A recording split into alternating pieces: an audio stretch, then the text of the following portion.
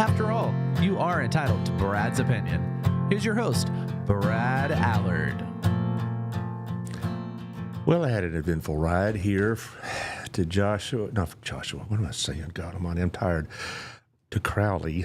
I got up really late this morning, so I'm gonna let Jeff carry the show, as always. Jeff is always good for that. He's gonna tell us a few dad jokes, whatever. Oh, Lord. You want to tell the one I used yesterday? That got their attention. That one's PG-13. Yeah, but I will tell you what happened to me yesterday. What happened to you yesterday? Well, I read that rubbing coffee grounds on your naked body greatly reduces fat and cellulite.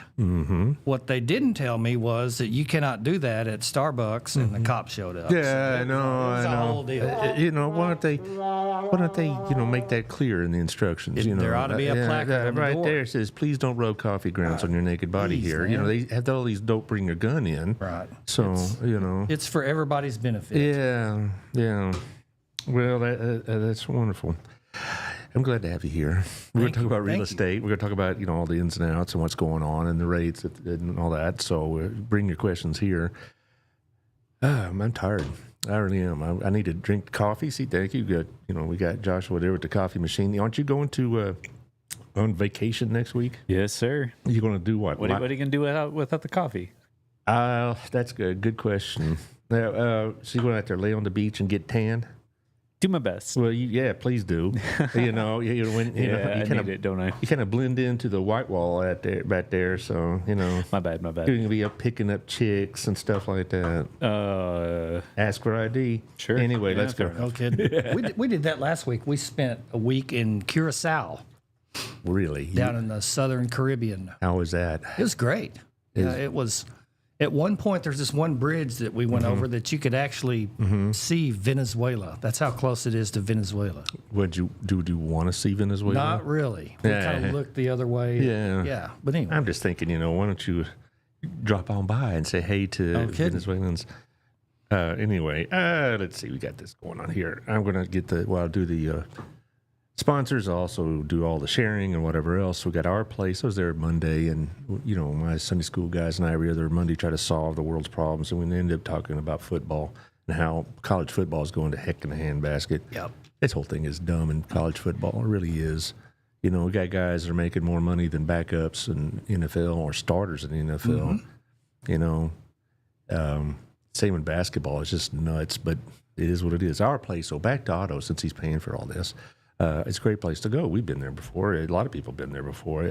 Almost every guest I've ever had said, "Oh yeah, I was there last week," or "I was there, a couple weeks ago," or "I love their pancakes," or whatever else. So he gets a lot of positive strokes here on the show, which is a good thing. Also, Gina's Pizza. You and I have had Gina's Pizza together Every chance we can. Yeah, it really is good. It's just a nice place to do business. It's got that good music. It has great service, of course. The pizza's great. I'd like to try other things, but it's like I don't get here as much as I'd like to. So I'm going to, get the pepperoni pizza with the black olives and the green peppers. I mean, if you land on something the first few times, I stick with it. Yeah, me too. Yep. Also, thank you to our friend John Williams, one of our fellow B&I members. Doing the roofing with Old Pro Roofing. And that's a really, pretty important thing because you get Old Pro Roofing out there, they'll tell you what's the deal with your roof, and they won't try to, shake you down or anything like that. Oh, my Lord, your roof has fallen in. Yep. He'll tell you the truth about the roof. So 817-734-2756. What's really good about it is they are home folks. I got 4 phone calls after the last rainstorm about 2 weeks ago. Oh, boy. We get a lot of door knockers over there in our neighborhood. Yeah, and I had one of those too hanging on the door. Now, as far as coming to the door, if it's somebody I don't know, leave a card because I'm not opening the door. Opening the door. Well, I don't want to mess with these guys. 817-734-2756. So if you have a problem with the roof, you know where to go find Old Pro. They're blocked from downtown. He just did one for me on one of my rehabs. Is that right? Yeah, new roof, and did a great job. But I could tell that he was actually on the job that day. A lot of these guys just call the crew with an address and hey, send me pictures when you're done, and you could tell that he's a little more personal touch. Oh yeah, stuff. He's there. I mean, he'll go and make sure it's being done right. They have a great working crew and all this. So it's not going to be some remote location that he's calling in from. Also, another Be-Nice friend here. There you go. There he is. Yeah, we're going to let you talk about yourself in a bit, so we can skip this one here. Right. All right. But, and then we got Rod Lewis, so you're at the Burleson News Express. He'll be on Tuesday at 10 o'clock. We're going to be on a little early to accommodate Taylor, because we're actually going to have Taylor show up. A Taylor sighting, That's a big deal. That's Josh is usually here running the show, so Josh, you're going to have to teach Taylor how to run the board. Yeah, let's hope he still remembers. Yeah, no kidding. Anyway, he's got that local news paper going on about once a week at about 48 locations, I think, and I'm really glad we have it, because last time I was at the Daydream Coffee Shop, everybody's looking at their phone, but I was reading the News Express, and one person asked, "Where'd you get that?" I said, "Oh, it's right over there." And, Don't even know. Yeah. So I'm rooting for him. I hope it works out, and yeah, I am too. people start reading it. Or are reading it. Yeah, it's a tough pull, because a lot of people now are so accustomed to doing the phones that it is what it is, right? Yeah. But I'd rather do this. I'm still old fashioned enough. I subscribe to the morning news, and I get a physical copy on Wednesdays and Sundays, which is the only ones you can get. Right. They don't even throw them the rest of the week. Man, I don't think Star Telegram does any. Yeah. And that's just unfortunate. I used to like to sit and read the paper. Mm-hmm. Anyway, thank you, Rod. Also, another friend of ours from B&I True Climate, 682-244-2019. Will Cobb and his sister Emily Cobb, they came out about a month ago. They got this $99 deal going on where, if it's like insurance, if you want to call it that. If you have air conditioning and heating needs, you get steep discounts. It'll pay for itself if you ever need something from the air conditioner. And you don't want to be stuck with out AC in July. No. That happened to us several years ago, and it happened mid-June, and it was warmer than usual June, and it took like 3 days to get it together. It's tough. It sucks. Can you imagine this whole area of the country, what we'd be doing without air conditioning? I know. People did it for years. Yes, I'm reading a book now on some Western history, like 1880s and all this and stuff like that. I'm like, how in the world did you survive West Texas and New Mexico and Arizona and all this other stuff? Well, I'll tell you about West Texas.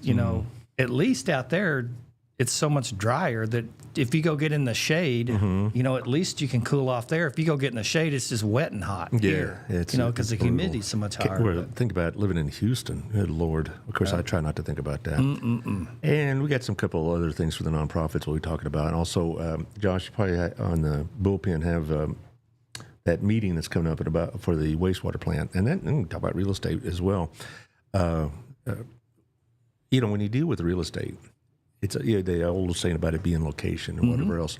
Monday, I'm going to have a woman on, Michelle Quant Johnson. I know her. You know Michelle? Yep, used to work with her when I was at Keller Williams. Yeah, she mentioned that. Yeah, we were good buddies. Yeah, still are. Yeah. Well, she has some property that's going to be affected by this wastewater plant, negatively affected. That probably comes up in your conversations with people a lot, right? About neighbors. If they know about it. I mean, I remember when I was a kid growing up, the very nicest neighborhood in my little town was west of the city sewer treatment plant.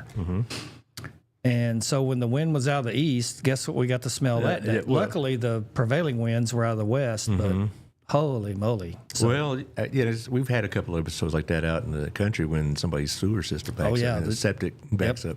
Or these aerobics where they don't put the little pills in them. Yeah. You get to smell. We've had that happen a couple times ourselves. We've been out there for 35 years, and one time was our aerobic system. So, but anyway, back to the matter. Just this is something that really affects a lot of real estate values. And then I'm reading this morning in the Fort Worth newspaper website, about they're placing a data center off of. I'm going to say off of Forest Hill Drive and Loy Stevenson Road, and I have a general idea what that is. And these data centers are popping up everywhere, and they are a real threat, if you will, to real estate. What's the deal with all that? Apparently, they use a ton of electricity and even more water. Right. And if there is a I don't want to say global, but this whole region you need to be concerned about water. Right. Because there's too many people moving here, and some of these years of drought, we're really taxing these aquifers. Well, yeah, we are. And I asked somebody who knows something more about it than I do, said, why don't they recycle the water? And they said, for some reason, they can't. Right. I don't know what they do to it. I don't, yeah. What's happening to the water? I thought it was strictly to be a coolant, but apparently once it's used once, it's no good anymore. I don't know if it's contaminated and then what do you do with that? Are they going to run it down the closest creek there's just so much unknowns now that everybody's just terrified of them. That's what was the problem with Michelle's issue, is that wastewater would basically be used in local drainage ditches, and if it rained heavily, you're basically going to be spreading the toxins everywhere. And they had she came by Tuesday. When were you on the show last? I forget. I believe it was Monday. Monday, yeah. She came by Monday and showed me some pictures that she's going to use. And they had a real bad rainstorm about 2 years ago, and it whole property was flooded. And if that wastewater plant had been there, all those chemicals and all the crap that goes with wastewater would be now settled on her land and in her pond and all this other stuff. And there's really not a lot you can do about it unless you get the county involved. Or TCEQ is over all that. Yeah, but who knows how... She'll have a story about that too. Right. But I'm sure it's like every other agency is they just respond to complaints. There's not really anybody riding around looking at these things, making sure they're in compliance. I don't know. Yeah. I'm completely ignorant on that. But from your perspective, when you have people moving in the area, are these the kind of questions that you ask, or they just look strictly at price and interest rate? I mean, they should ask about it, right? Where you run into this stuff, so we're a little bit lucky here because we have so many subdivisions here, and the cities and counties are just, they make these guys do this stuff right. But, you get out here like Michelle, where her deal, maybe she's on 10 or 12 acres just out there by herself. Tarrant County, your neighbor can... if they follow the rules, they're following the rules. And if they don't, they're not allowed to do about it unless you want to go through their legal system, which is going to be a long and arduous process. Yep. When I moved here 35 years ago, Johnson County was kind of an outpost, and so a lot of the environmental rules weren't followed at all where we lived. We lived right outside the city and the county. You go further down Renfro, or Old Alvarado Highways, they used to call it. Oh. That's a long time ago. Right. Basically it was no man's land out there. You could, you can have a nice house right next to a bunch of trash or a bunch of trailer park homes. Yeah, no rules. No rules. I think they've done better in enforcing that. But I just, I guess if I came to you and said, I want to live in this area of the state, I want to live in this area of Johnson County, whatever, those are the kind of questions to be asking. Is it like, what kind of enforcement of my neighbor's ability to affect my property is there? We don't see as much as we used to, but we used to you drive through some parts, within a quarter mile of my house, and there'd be empty lots with just crap stacked up, 5 feet tall. People just dropping all their junk off in it. Yep. And just people that just like that stuff. Yeah. They drag something up and just wherever it lands, when it falls out of the car, that's where it lives now. Yeah, that's right. And when we bought our property back in 1991, Robin and I, fortunately, the neighbors, was the last lot in that area. The neighbors hadn't used it as a dump, but other people may have. And there's it just became also, we had to do some work on it to affect the drainage flow and that kind of thing. But I'm just wondering, because this whole thing has got me concerned with Michelle and others, is that it seems like there's very little that can be done about it unless you really want to raise hell like she's doing. Right. And she's the person for that, because she's a bulldog. She will get a hold of that and will not turn loose. Yeah, and she's been working on it about a year, yeah. Outside of zoning laws and city ordinances and, the county has some rules, but, we depend on, let's go out here and develop the subdivision and lay the restrictions on top of it of what you can and can't do. Right. Which helps a lot.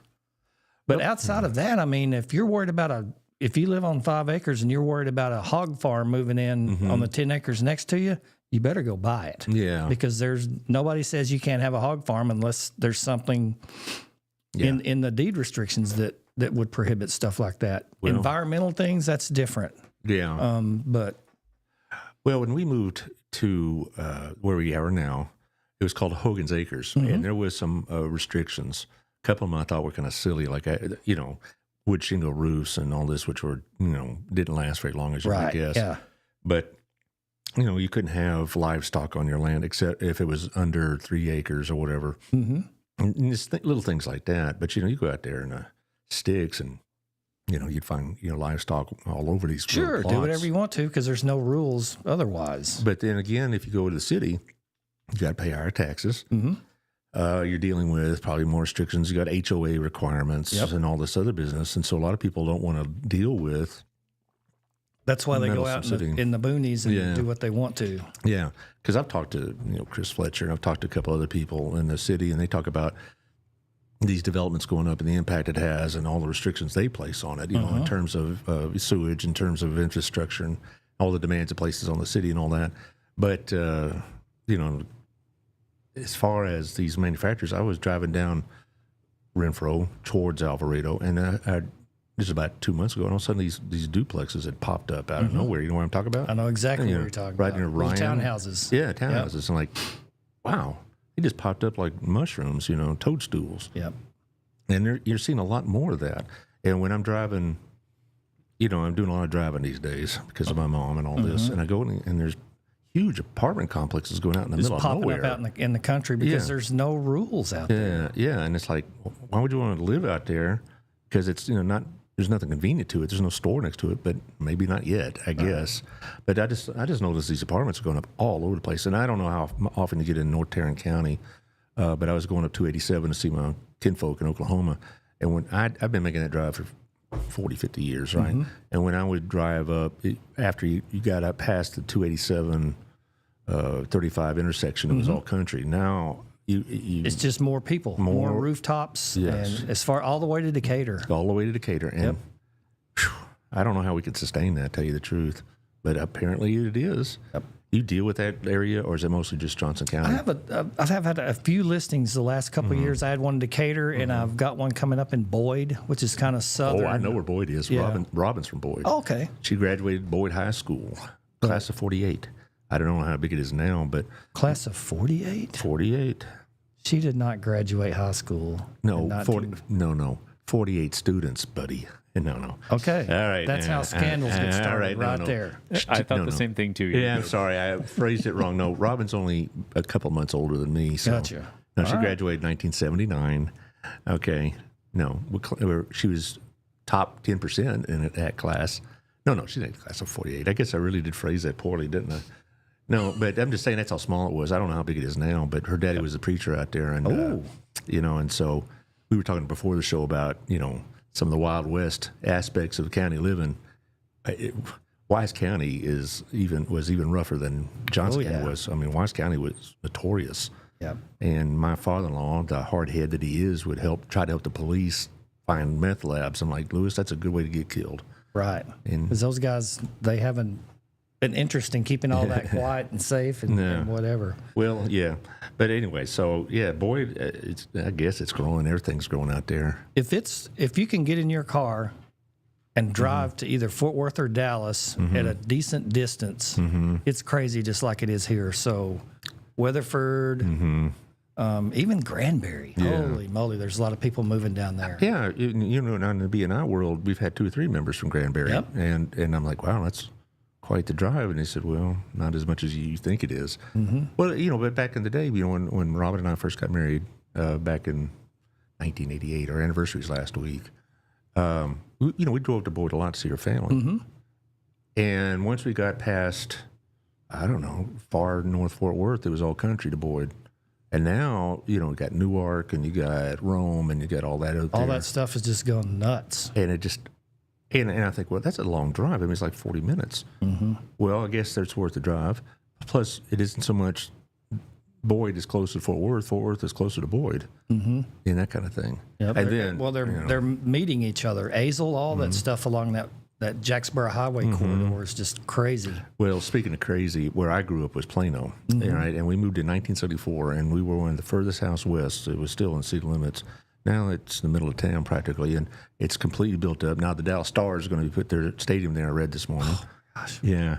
Well, I mean. Well, good for them. Yeah, but I just, for me, you know, when I go visit my friends over in Plano, which is about once every couple of months, it's not nostalgic because it isn't what I grew up in.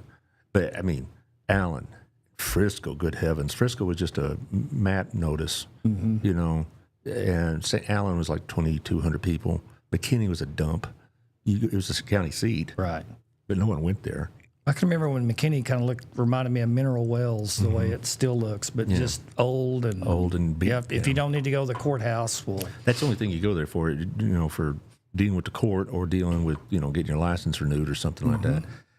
You know, Wiley was 800 people maybe. Melissa, all those Princeton, towns were just going crazy. And then I read yesterday, you know, it's a big, fastest growing town in the country right now.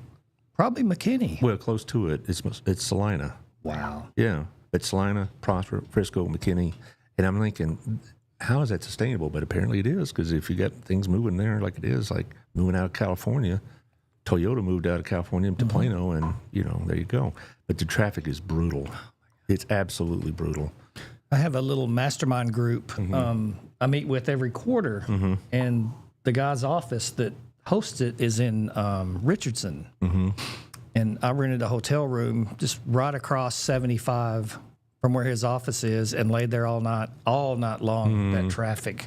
Is it 75, like North 75? Yes. I know exactly where it is. Was it the Renaissance Hotel? It's the Hilton right across from the Renaissance, I think. Okay, because I like to use the trains. You know, people think, well, you know, my friend calls it commie transportation, but because, you know, it's socialism, blah, blah, blah. I think you're nuts. If you can take the trains, I do, because, you know, the traffic is always so brutal. And I'm sitting riding along, particularly now that they've opened the Silver Line in Plano and the Dart. You can go, you skip all the crap in downtown Dallas. You can go take the Texrail to the airport and then get on the Silver Line. And those are all newer trains, very comfortable, quiet. And you're going through, you know, not going through some of the more sketchy neighborhoods. Not as many hobos. Not as many, because most people that I see on the train either are coming into the airport or coming from commuters or workers, you know, something like that. And work at the airport, or they're catching a flight or returning. And plus, you know, it's a lot nicer ride. But as I go by, I kind of check the traffic out because I want to see how smart I am. And I see this gridlock, and I'm thinking, I'm pretty smart. Look down on the peasants as you go by. Yeah, well, also, yeah. That's a good way of putting it. Yeah, but it's also, you know, what's the gas now? $20 a gallon? I don't know. Close. Yeah, but it's expensive. I wish we had trains here in this area of the country, but, you know, like commuter train from Burleson to Fort Worth, but that was a possibility about 10 years ago. Right. And it got squashed for money reasons, and also the community didn't support it. They were afraid that rather than taking us to downtown Fort Worth Would come here. Yeah, right. And we would have, you know, some of their less savory citizens, you might say. And I get it, but still, it's unfortunate. But anyway, as far as Johnson County, do you ever see us being like Collin County or Parker County or what's just north of Collin County? I mean, it's all over. Even up like Sherman, Denison, all that country up there is just crazy. Yeah. What are they looking for? Cheaper land, I guess, or cheaper taxes? And that's kind of the way that it goes. If you look at it, it's, you know, it costs too much money to develop the stuff that's close in, so we got to move a little farther out. Well, they get out there and build some stuff. Well, shoot, we've got to have a 7-Eleven out here and a Dollar General, and, you know, then those guys come, and then all of a sudden, well, there's people and stuff out here, so maybe we can move our business out here. I've seen a lot more of that, a lot more businesses on county roads and out in the country. 917 has become a death trap. It's pretty bad. I avoid it. I have to now.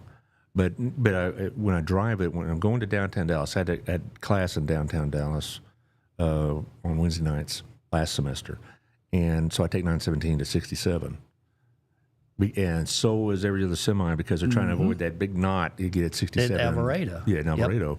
Yep. And it's dangerous. But I just noticed all these small manufacturers and warehouses and all this other stuff going up. No cities to deal with, and land's cheaper, and that's what causes it. But anyway, that's what causes the sprawl is as people get out. And up in that part of the world, you've got all these people fogging out of California and all the blue states. And that's kind of where they're landing, Frisco, Plano, all those places up there. You get a lot of out-of-state customers? Not like we did a few years ago. Yeah. And moving for different reasons. You know, before they were escaping all the persecution from COVID. Yeah. And now it's mostly for work. If they come in here or retiring, hey, we want to get closer to our grandkids or. Well, I've also had run into a couple of people said, you know, we sold our home in California and we're able to buy a nicer home here for cash. Right. And have money to retire on. You know, because what is the average price? Like a 1,500 square foot home in California is like $2 million or whatever it is. In their neighborhood, it was 1.2, and they had like 1,200 square feet, and it was an older home. And so they come out here, they could buy a $300,000 home and have money to live cash on. for it and live off the little interest. And my neighbor across the street did that, moved from Washington State and moved his whole family and bought a big house. And I don't know about his financial situation, but he's got a little handyman service and stays busy with that. And well, and I read a lot about this. For some reason, it just really has caught my attention over the last few years. And the best source for the national news on this is the Wall Street Journal. And I just keep reading about what California is doing to their businesses and to their homeowners. And like, why would anybody want to live there? I mean, I know the weather's great, but that's it. You know, same with Washington State. Why would anybody want to live in Seattle? Because they're about to pass a billionaire's tax, right? Same thing with California as a state. And like, if I'm in New York, holy moly, New York City. Yeah. What's going on up there? It's like, why? What is the attraction? If Texas, thank God, isn't doing that to us, but if it were, you know, as loyal Texan as I am, I'd be pulling up stakes. Looking for somewhere to live that's not as crazy. Yeah. Well, we're crazy, but we're crazy in a different way. Right. Fun crazy. Yeah, are we fun crazy, Josh? Sure. Sure, why not? Yeah, okay. You'll go for that. Are you a native Texan, Josh? I am, yeah. Okay. Good. So I've born in Arlington, moved into Burleson like my senior year of high school. And other than a small stint on the East Coast, I've been here all my life. There you go. So far. Yeah, so far. I'm the only one in my family that wasn't born in Texas. I was born in a military base in North Carolina. But my family for 4 generations back was either Texan or Oklahoman. Me too. Yeah. So but I just see these waves of people coming in. I have a friend that works for a competitor. I won't use the Z word, but he says that's all he deals with. I mean, that's his assignment, and he's never doesn't have any free time on his hands. I'll put it that way. He deals with California clients. And they asked him to deal with Washington clients as well now because a lot of people are bolting out of Washington. For the same reasons. I've got a cousin that is a real estate broker in California. And I'm like, man, are you like picking up some Uber rides on the side or whatever? And she said, nope. Said for everyone that leaves, there's 3 more that want to come in. Why? Just the weather and the climate and I don't know. I can't Prestige imagine. Of being Californian. Yeah, maybe. I guess. You know, my sister and her husband many, many years ago lived in San Jose, and that's like a little conservative pocket of California.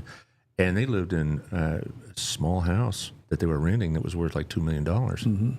And they got out of California when they could because it was just getting too nutty. But I guess you know, what we find attractive about living in Texas, some people don't. You know, they don't like the politics, they don't like the heat or whatever, and they move.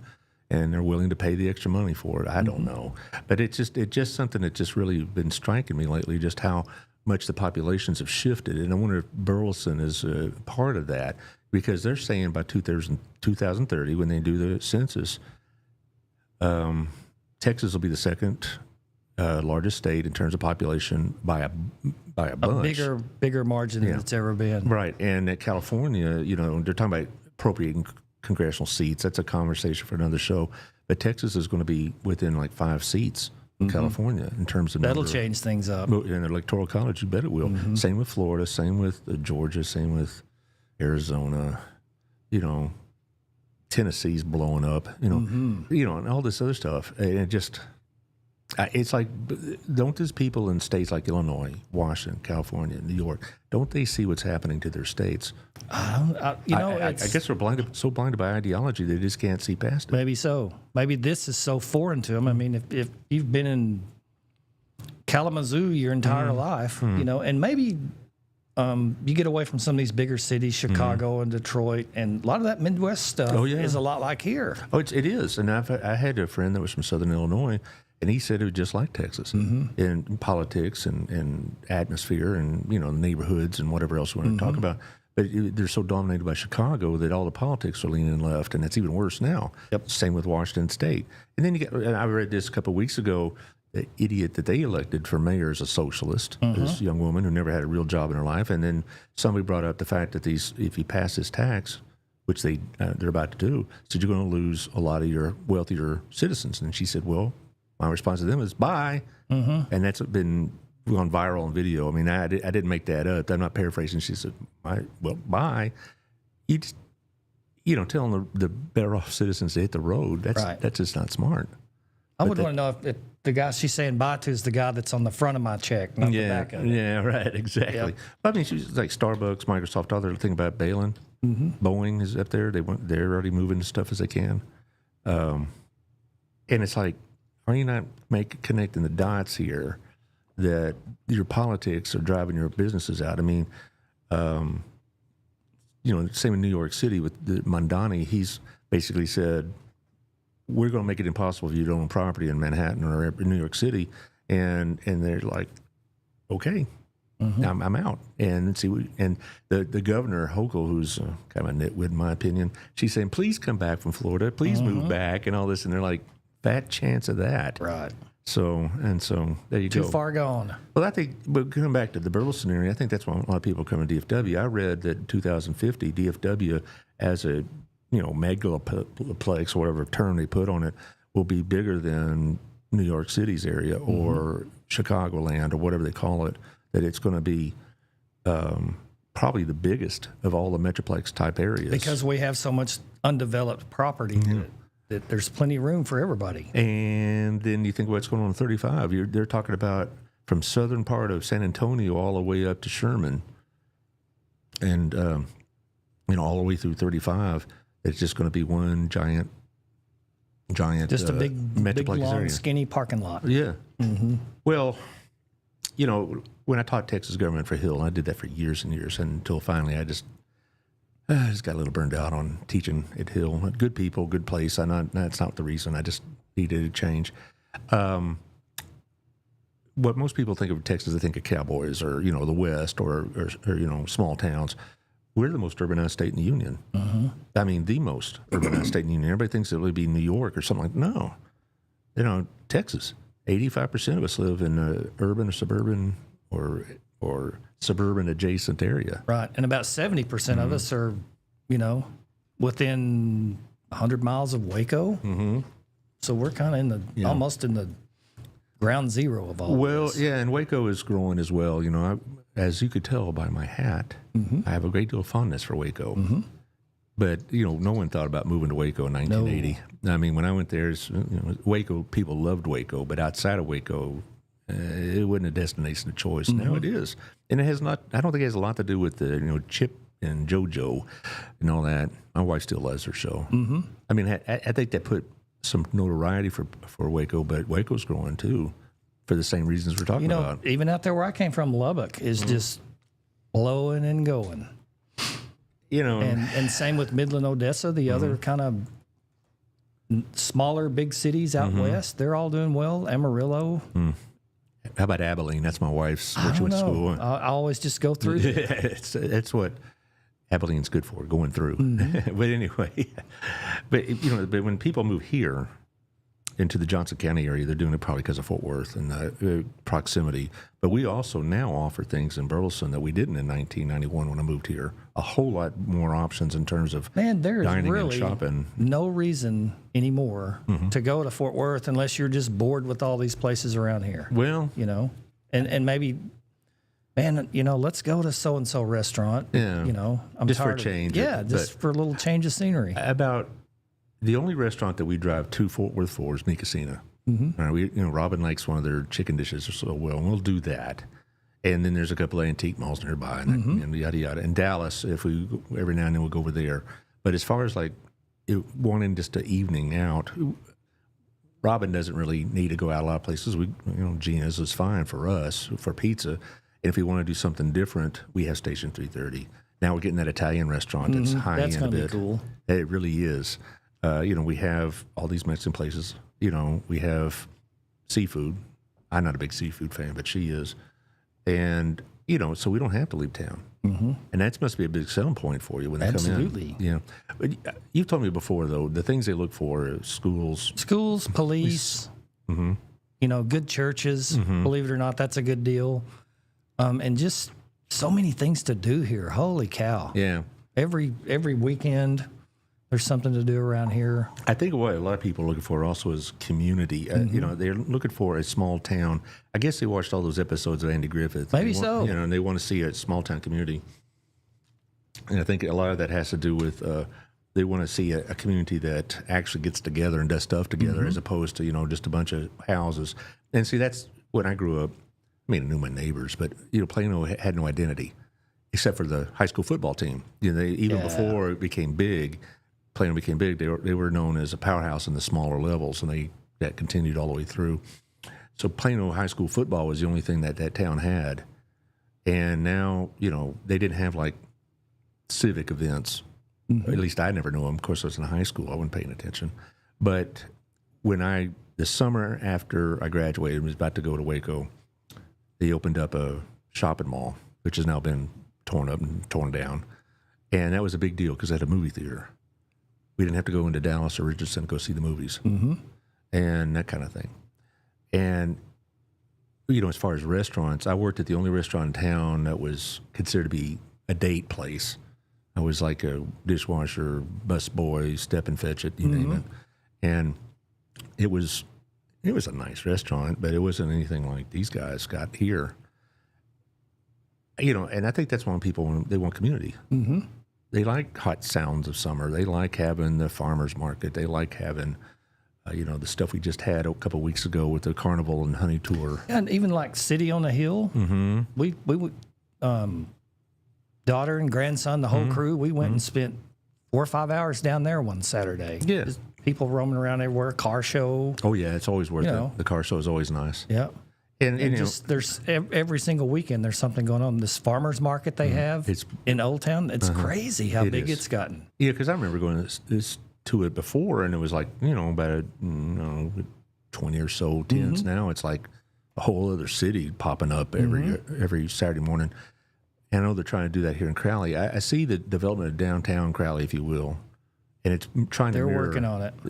And they're doing the best they can. I know that Crowley's trying to create identity for itself, if you will. Another big aspect, I think, a lot of the people, and appreciate you mentioned the good churches, and in correspondence with that, too, we have really good nonprofits. And so we have a sense of community of giving. Mm-hmm. And I think that appeals to a lot of people. Absolutely. They feel like it's not so much they're going to need the nonprofits, but they like the idea. And it's nice to know that they're here if something happens. But and also, if you're a parent of an autistic child, how many communities have the Center for ASD? Probably, bigger cities maybe, but you've got to go live in big city, right? Right. I think the nearest one outside of Burleson is like on the other side of Fort Worth. Right, and that's a good one. It's not just a right. And it's great, but Center for ASD is right here, and I know Lisa is going to be on the show probably late summer, because they got a lot to promote. Fall is a busy time for the nonprofits for sure.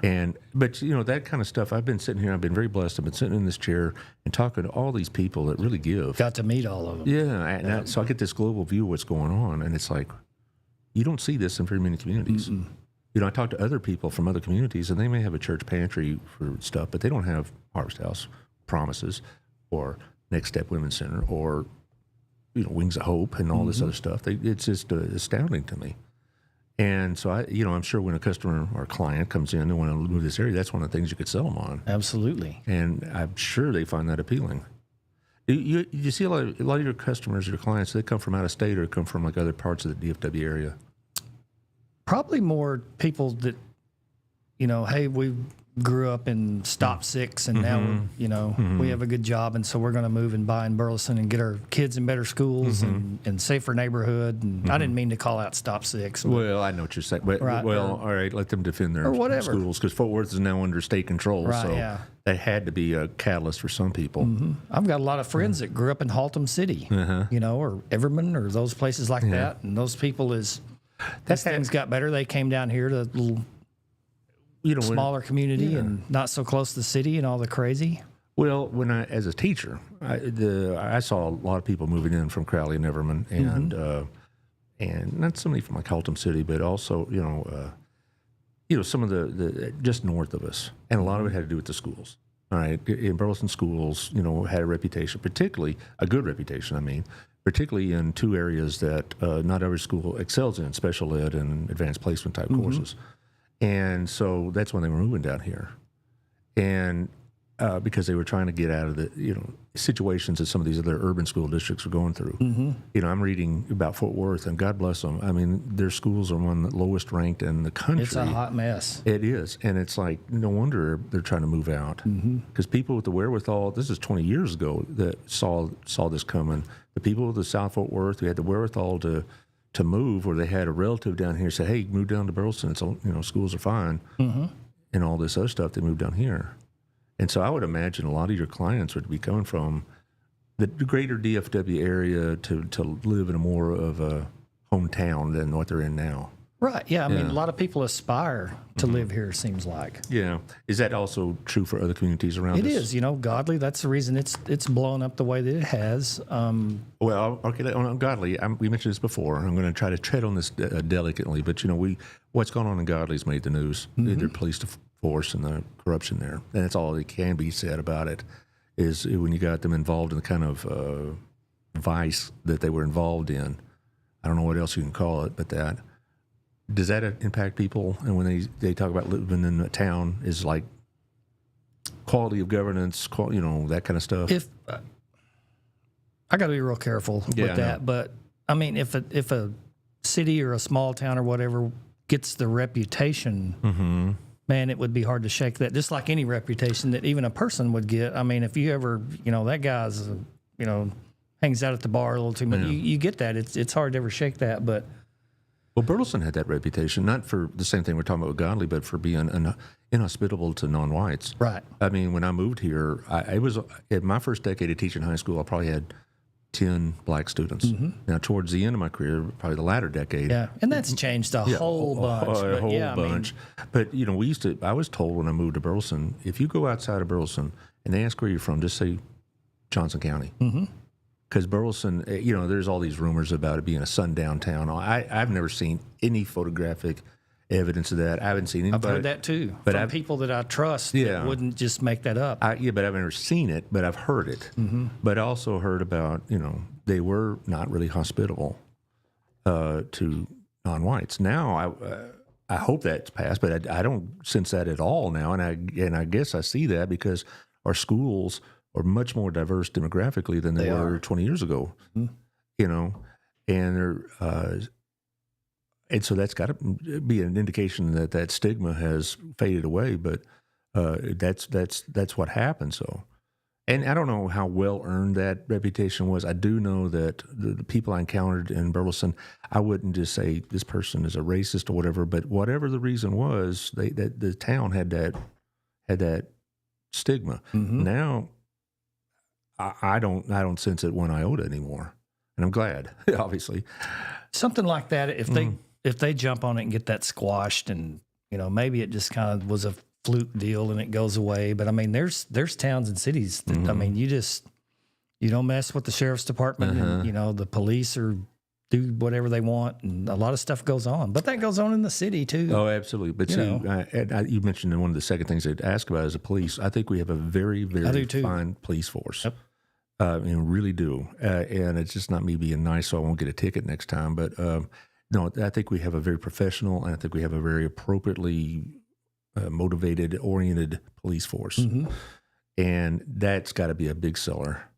That you're going to have, public safety is taken seriously. Absolutely. Here. And they're so good at public outreach too. Oh yeah. I give Colin on once every 2 months. And Everybody loves that guy. oh yeah, he could run. I think I kind of was kidding with him one day. He might want to run for mayor. Absolutely. You know, and you know, Mr. Fletcher. I'm not trying to run out of office just yet, but you know, of course, I was kidding. He was on the show about 2 weeks ago, and he's going to be in the show in about 5 weeks from now.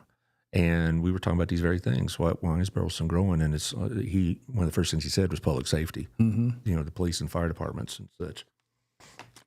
And I said, well, how great a mayor they were? And he goes, well, that's understood. It's a given. Yeah, it's a given. Yep. But anyway, we're talking about also, we talk about other parts of Johnson County. Where else is it growing? Really everywhere. I mean, you take Joshua, Godley, Cleburne. I mean, since they've got that toll road in there now, there's some stuff going on in Cleburne. It's going to make a lot of jobs. Yeah.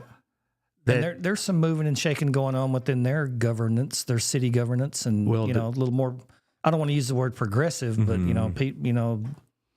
these little towns. I saw it when I moved to Weatherford. How much different Weatherford is now. But finally, the new people kind of overrun the status quo gang, and that's what happened. Things start happening. That's what happened in Burleson. Yep. When we moved here, it was still run by an older community, kind of a group of elders, if you will, and they were very reluctant to see it grow. And there's all these stories about how businesses would come here and Burleson would say, yeah, you might want to go to Fort Worth because they want to keep it a cow town. Right. And then when that generation either retired, passed away, whatever, the kids were more inclined to make some money off that property that they inherited. And beginning in the late 90s, you started seeing some growth, but it was a generation. But I know for a fact that there was, when I moved here, there was an attitude that we don't want to get too big. Right. For whatever reason. Keep it under control. Was there a racial component? I did, maybe not. I'm not going to go there, but I'm just saying that was suspected. But as far as Cleveland, I know that they have a mayor's runoff. Derek Weathers has been on the show. I hope he wins. Josh YSD has been on the show, and man, they're booming. Particularly in the Burleson city limit area of Josh YSD. That's a weird thing. It overlap. Mentioned the tollway. 2016, I began my 3-year tenure at Southwest Christian. That's how I got there because it's off Alta Mesa. And there'd be a lot of country. Now there ain't a lick of country out there. Nope. Not a stitch. And part of me is kind of sad, actually. I grew up in, suburban environments, but I spent a lot of time in small towns in my uncle's farm and all this.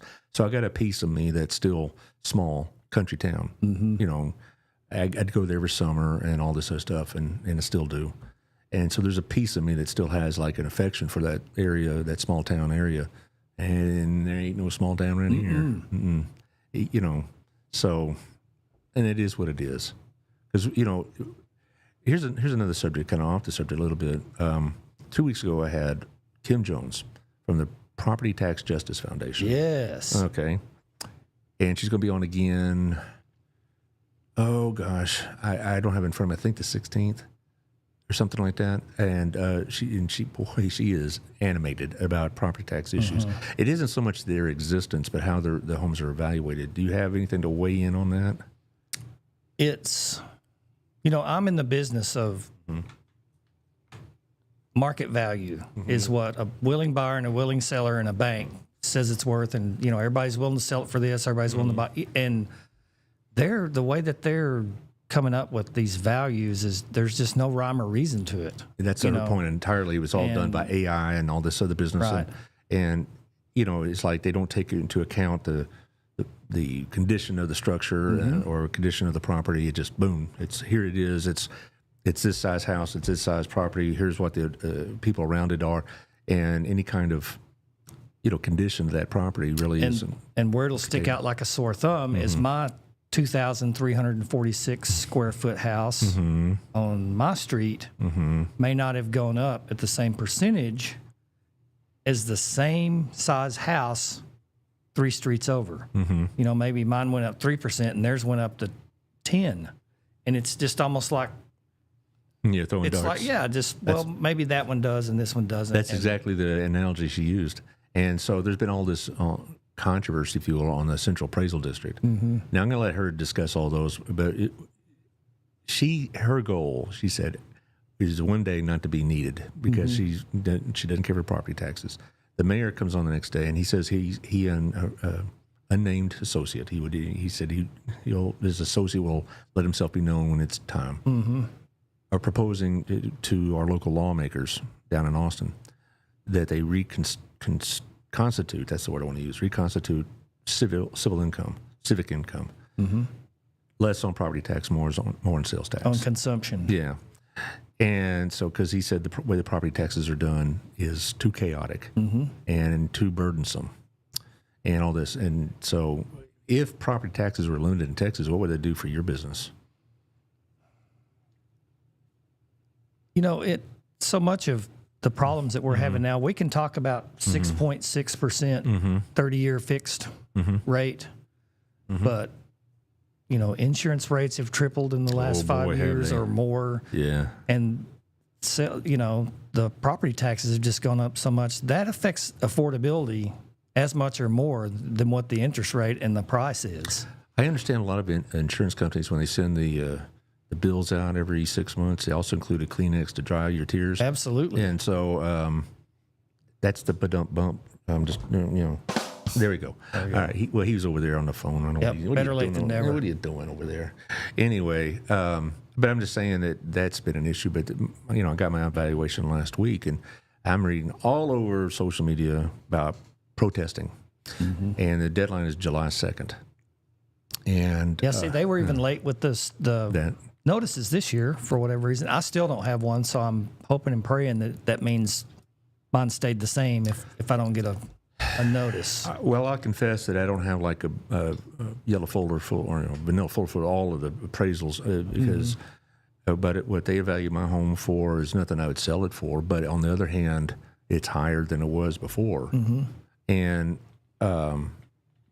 you know, so there's going to be a lot of discussion this next spring in Austin about eliminating property taxes, and if we went strictly to a consumption tax, I have a lot of questions about it. I really do. I understand the political motivation by wanting to move the property tax away from property taxes, but I also don't want a situation where those without property are the ones paying most of the bills. You know, because they you know, renters and others. You know, and we have a sales tax that's pretty exorbitant. Well, and if anybody thinks that because they rent that they don't pay property taxes. I mean, these landlords aren't going up every year because they're gouging people. I mean, you know, if I'm going to invest my money in a piece of real estate, it needs to have a positive cash flow. And I need to at least be able to cover taxes and insurance and the debt service, or what's the use in having it? Well, so they're still paying property taxes. It's just it's baked into the price of the rent. That's what I'm told, and that's what I believe. You know, because you know, when you get charged $1,800, that property tax is a component of that. The thinking on the anti-property tax people is if you eliminate the property taxes, rents would come down because landlords could pass the savings on to the renters. I'm like, is that really going to happen? Will they really pass it on to the renters? It's market value. Yeah. The rent is market value, just like the sale of the real estate is. Well, and if you're $300 a month higher than all the other, then it's just going to sit. That's kind of what that's what I'm told is that the prices of the rents will come down because you got these guys all now have less property tax payments. I'll just cut my rent down a few bucks, and this other guy will cut his a few more bucks to attract renters, and there'll be more of a renter's market than a landlord market. But boy, I'd like to see if that really does work in reality, because a lot of economic theories sound great on paper, and then you get Zoran Mandani doing the crap he does because he got somebody in college taught him some crap. And so I get concerned about that. But that's going to be a really interesting show because, man, she's got a lot of energy. And I really do believe that's going to be the predominant issue, like vouchers were. I do too, especially depending on what goes on in Florida, because they are on the warpath. DeSantis is on the warpath to eliminate property tax down there. I think their House has already passed it. Yeah, and I think if it happens in one place, it's just going to be that much easier for some of these other that are thinking about it, because that money's got to come from somewhere. Right, I mean, it's right, not right. like we're, those guys all of a sudden aren't going to, it's, I'd be interested in seeing that. And here about Texas, one thing that, we may have lower taxes. We have a lot of fees. It's the old joke: Democrats raise taxes, Republicans raise fees. right. And I could see that happen here. More fees for this, fees for that. For your licenses and whatever else. And some people will say, "Hey, that's the cost of doing business." And why should I be paying for your license and that kind of thing? Blah blah blah. I got a couple of guests coming on in the next 2 weeks. I have a very strong opinion about property taxes, and they ain't a positive one. So we'll be seeing how that works. I guess they'll be watching Florida, and if they're waiting about a year or two, and to see if their economy blows up or disintegrates, based on this. But I think the House in Florida has already passed it. Yeah, and DeSantis, I still think he's thinking 2028. Now, who knows? Yep. He hasn't called and asked me. I live in a part of the world where people have got money in their pocket, and there's a lot of spending going on here. Yeah. A lot of commerce, but maybe not so much in Blum, or someplace where there's a 7-Eleven and a, that's just that was it. my concern also. Alex Phillips will tell you that really our economic buying range is around 350,000 people. People come to Burleson from all over. I wonder what this new proposal will do to towns like Rio Vista. It's got to be studied. Yeah, what's going to do to Alvarado, what's going to do to, Keene, stuff like that. But that's for smarter minds than me. Josh, you got a couple of minutes? I see you got I Like Birds. I was going to go another 10 minutes, but I don't want you to cram your schedule. It's fine. Yeah, we got on to, a couple. Too many bunny trails today. Yeah, I know. We started reminiscing about the old days, but I also am concerned when it comes to the property tax issue is that they'll start taxing things that aren't taxed now. Okay, like food and groceries and pharmaceuticals. Don't want to see that. Well, that's what they do in Oklahoma. They have very little property taxes, but they have a state income tax, which by constitutional edict is almost impossible to enact. Are we going to get to a situation really the only source of state and local revenue is consumption taxes and user fees? That's possible. And I asked about the mayor about this. What happens if we're in a recession and people aren't spending as much? And he says that the studies have shown that it really doesn't impact it that much because certain things are going to be bought. And I was reading this in the Wall Street Journal last week. People are still buying, even if it's more expensive. They're just like, I don't care. We're going to do it. We're going to do it. We're going to do it. We're going on vacation. We're going to buy the expensive cut of meat. We're going to, blah, blah, blah. So we're just going to do it. So consumption spending is still strong, even after all the crap that, is going on with oil prices and whatever else. Just people find a way. I did. I guess. I guess people just are willing to prioritize their spending and they don't want to do without. Anyway, but back to just kind of finish this up with Burleson. What do you see will happen in Burleson in the next 2 years? Do you have any kind of way of knowing that, or is it just pretty much you ride with the flow? As far as real estate and selling houses, we're gonna do nationwide about what we did last year and the year before. We've all just got this 21, 22, and part of 23 still fresh in your brain, and everybody's just kind of sitting around waiting on that to happen again. And that was obviously an outlier. And I can tell you my personal business, I have worked more buyers this year, January through May, than I did all of last year. And have more in my pipeline for later in the year than I've ever had. I know why. It's because of your sponsorship. Yep, that's it's just blown the thing Yeah, up. they said, Absolutely. I was watching the podcast and you get somebody from, Illinois said, I see all you on Allard's podcast. No, I'd like to think so. There it is. So there's your number. It's got to be that picture right there. It's your, And that hairline. I don't even have the hairline anymore. It's those jokes you put on Facebook. It could be. 817-781-0546 is what they can get you. Jeff at That's me. jeffkellyrealty.com. Selling the 817. Selling the 817 with Wethington Agency. Yep. Get on there and look at houses for free. We won't bother you. Just get after it and call me when you're ready. You're not one of these that will tag somebody drops on your website and you call, hey, I saw you on the website. Hey, can I?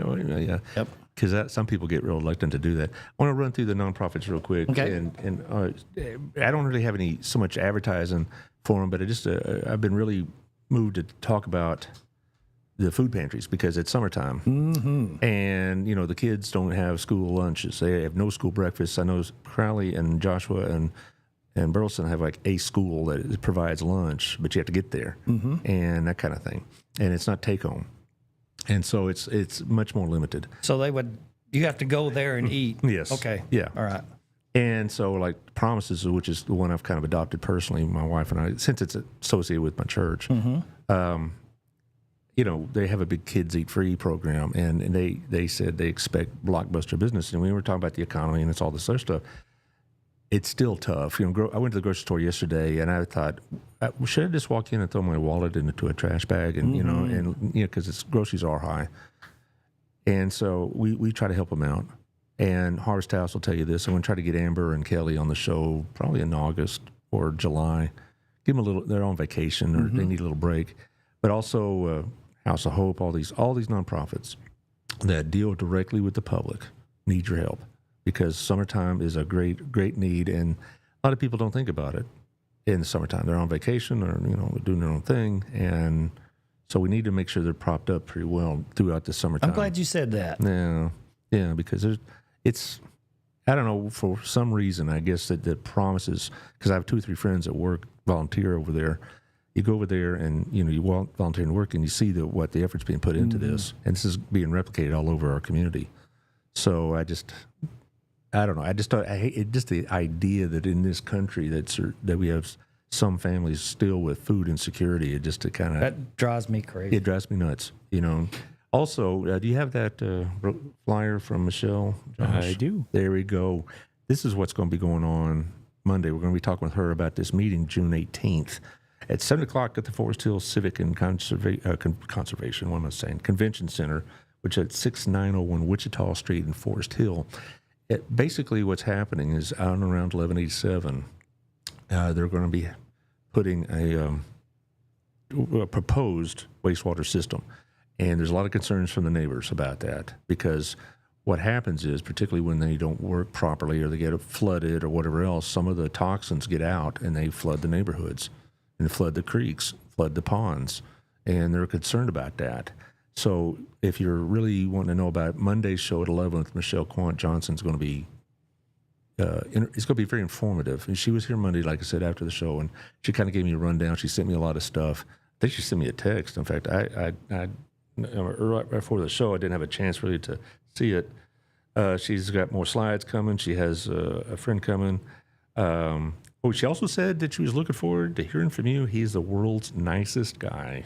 A great realtor, and he taught me very much about real estate when we worked together 13 years ago. And it's very nice. I taught her kids.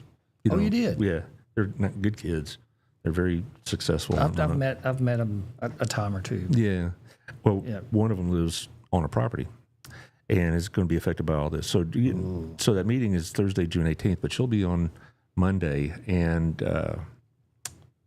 it's going to be an informative show because I've seen the layouts, and if I lived there, I'd be concerned too. Very concerned. And then of course, like I said, I read in the Star Telegram about that proposed data center. Holy smokes! We'll just get your popcorn ready for those. Well, yeah, but the problem is with both the wastewater plant and that proposed data center plant. Sometimes the neighbors can be as upset as they want to be, but other factors go into decision making, and such as, a little help at campaign time, that kind of thing. So that's going to be something. There's a reason those PACs exist. Yeah. Well, I'll let you finish this off here. Okay. All right. I wanted to say this a while ago. Anybody that's getting their tax notice and like, oh my gosh, here we go again. Holler at me on my email. And let me get you some comparable sales and at least get you something. If you do want to protest, I'll be happy to do that for anybody in the vast listening audience. No charge. Audience. Yep. All right. So if you need it, keep that in mind. If there's somebody else that you trust to do that for you, just call your favorite realtor. We all have access to that data. And, what's your ranking now? number 4. Number 4. All right. Okay. Now We're But just hopefully number one in your heart. number 1 in our heart, number 4 on the list. No, that's not true. I hear nothing but good things about you, Jeff. I really Good, do. thank you. I honestly do. I hear not just personally, but also professionally. You know, you could be trusted, so that's a good thing. And most real estate agents you can trust, but there are a couple here and there, like every profession.